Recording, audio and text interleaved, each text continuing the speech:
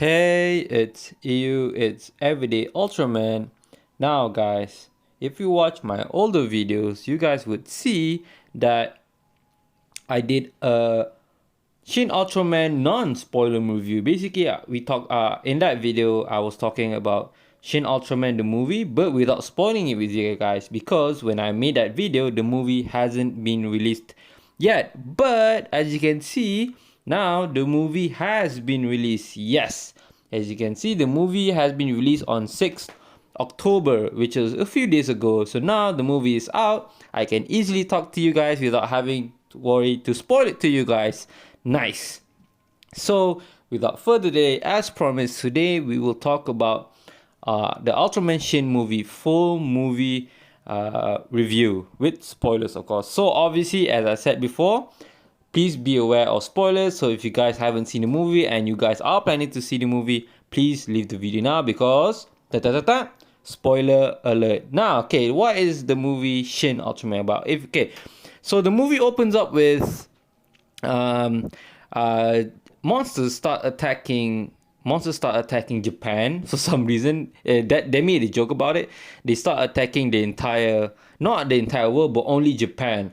And then due to that, the agency, Japan, they created an agency called SCMP, if I'm not mistaken, and that team is tasked to stop and handle these monsters, because these monsters basically keep arriving, and basically in one of the attacks, the monster was quite powerful, and then something fell out of the sky, which is obviously Shin Ultraman.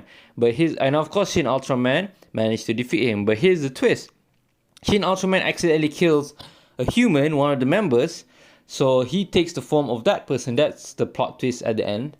So the Ultraman learns how to become a human because his human host has died. So obviously after that, they keep fighting another monster, including Noronga, and then alien Mephilas, and then they even fought at one time fake Ultraman. But the final big battle is against Zetton. So in the final battle, Zoffy basically came up to Earth and said, "Yo, Shin Ultraman, what you're doing is bad. Because of this, we must destroy Earth." Long story short, that's what literally happens. Shin Ultraman, yes, you heard me correct. Shin Ultraman was branded an evil person by Zoffy. So Zoffy kind of released the super monster, which turned out to be Zetton. So Zetton is kind of, in this movie, it's not an alien, instead it's a machine. So apparently Ultraman, Zoffy, and the rest from the planet of light uses Zetton as a end of the world machine. So basically Zoffy used the machine planning to use Zetton to destroy Earth. But of course, at the end of the day, Shin Ultraman sacrificed himself to destroy the machine. But at the end of the day, Shin Ultraman dies, if I'm not mistaken. I was confused about that. But Shin Ultraman sacrificed his life, not only to save Earth, but also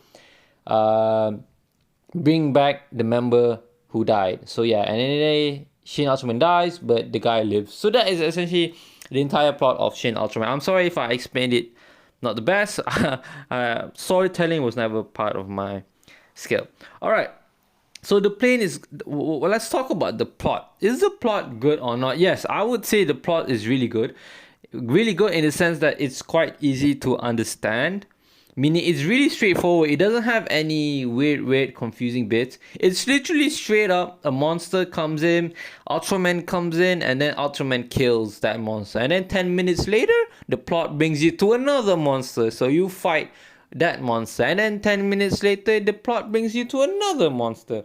So as you can see, the plot itself is really simple and good to understand. Which is, in my opinion, really good, because it's good for kids. Both kids and adults. So if you are kids and you are adults, you can both watch it.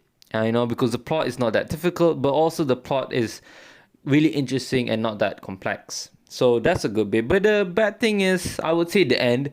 Even until now, I'm confused, and I watched it with my friends, and even my friends are confused. Like, did Shin Ultraman died? So that's the mystery, guys. I'm not sure because apparently Shin Ultraman never died. He went back to the planet of light. But some people are saying that Shin Ultraman did die. So that means there won't be Shin Ultraman 2 because he's dead. He gave his life to resurrect the human host. So that's the only bit that's confusing for me. The rest of the plot is okay, but I was only confused on that particular bit. So the best thing about the movie is, as I mentioned before, there are tons of action non-stop. In total, if I'm not mistaken, Shin Ultraman fights again 1, 2, 3, 4. In total, 5. Yes, that means in the 1 hour 30 minutes movie, Shin Ultraman have around 5 fights. That's on average 15 minutes, and then you get another fight. In my opinion, that's really good because people watch the movie to see Shin Ultraman, right? You wanted to watch Shin Ultraman and fight. And to make it better, Shin Ultraman fights against iconic monsters, such as Mephilas, in fake Ultraman, all these are iconic monsters. So it brings back a lot of nostalgia. And even better, there's even the surprise appearance of Zoffy. So people didn't expect that because, people thought only Shin Ultraman would appear. But no, Zoffy actually appeared as well. So that's a nice touch. I mean, when Zoffy came out, everyone was screaming, including me, because Zoffy was so iconic.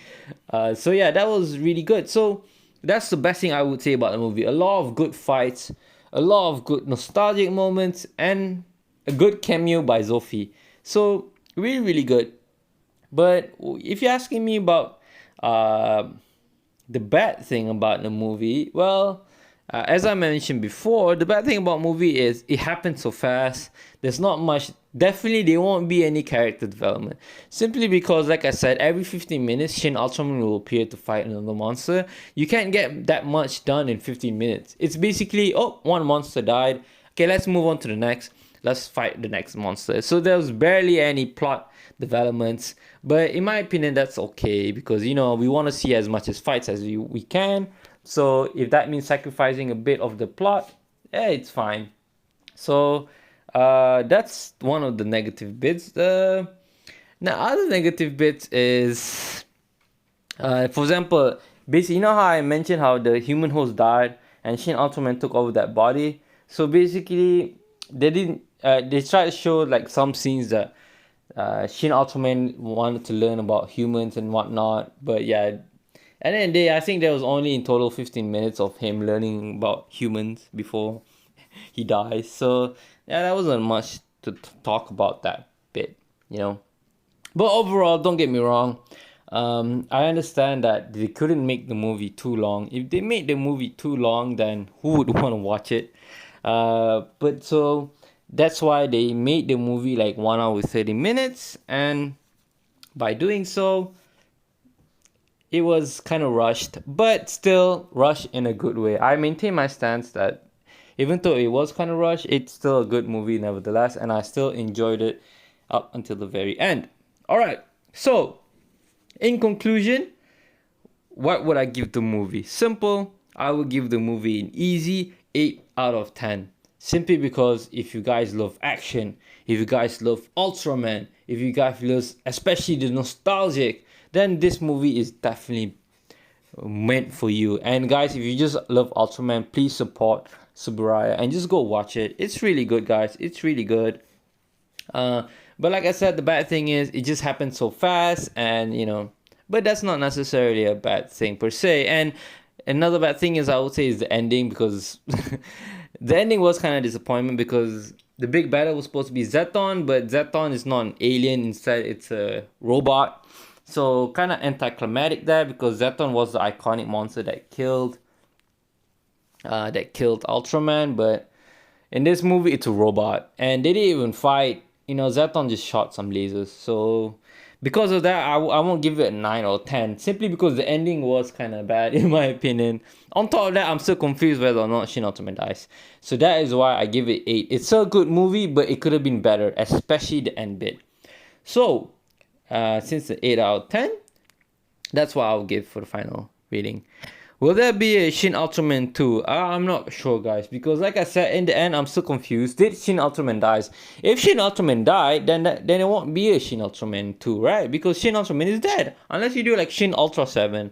which is that still is not a sequel. That's like another movie on its own. So again, if you guys watch it, let me know in the comments if you think that Shin Ultraman dies. I thought Shin Ultraman died because he sacrificed his life so the human host could live.